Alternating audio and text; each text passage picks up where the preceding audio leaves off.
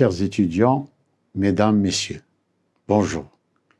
Dans le chapitre 2, nous allons examiner le caractère normatif des droits de l'homme et libertés publiques.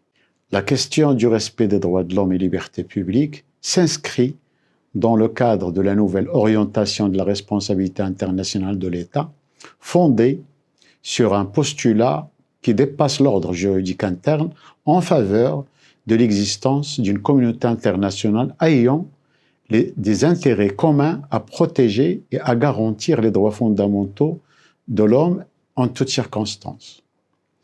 Dans la première section, nous allons analyser le caractère contraignant erga omnes des obligations internationales relatives aux droits de l'homme et libertés publiques.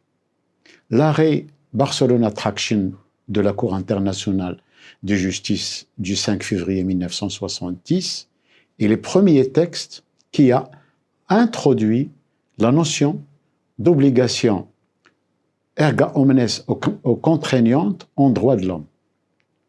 En effet, la CIJ, dans son arrêt sur l'affaire Barcelona Traction, a mis l'accent sur le caractère erga omnes des obligations internationales en précisant une distinction essentielle doit en particulier être établie entre les obligations des États envers la communauté internationale dans son ensemble et celles qui naissent vis-à-vis d'un autre État dans le cadre de la protection diplomatique.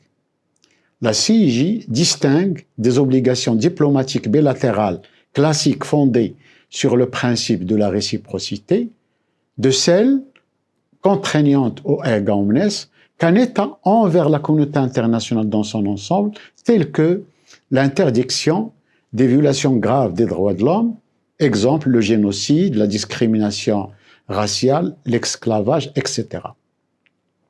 Dans la seconde section, nous allons examiner la valeur impérative de jus cogens des droits de l'homme et libertés publiques. La norme jus cogens, un terme latin, est une norme impérative du droit international général visant à protéger les droits fondamentaux de la personne humaine. Dans ce sens, Hans Kelsen structure l'ordre juridique comme une pyramide de la hiérarchie normative, où chaque norme intérieure tire sa validité de la norme supérieure.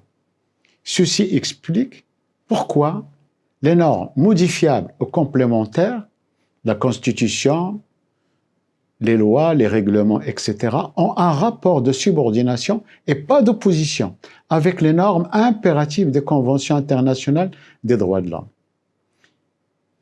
Il est important de souligner dans ce sens que l'article 53 de la Convention de Vienne de 1969, le droit des traités, a défini la norme impérative de jus cogens comme une règle du droit international général, acceptée et reconnue par la communauté internationale des États dans son ensemble, à laquelle aucune dérogation n'est permise et il ne peut être modifié que par une nouvelle norme ayant le même caractère. Dans la section 3, nous allons examiner le fait internationalement illicite en droit coutumier.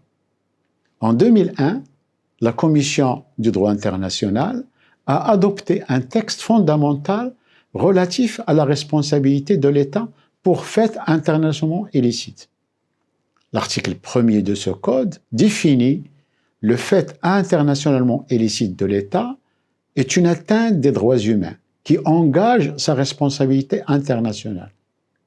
Ce principe fondateur établit le lien direct entre une atteinte des obligations relatives aux droits humains et l'obligation de réparer les préjudices et les dommages causés.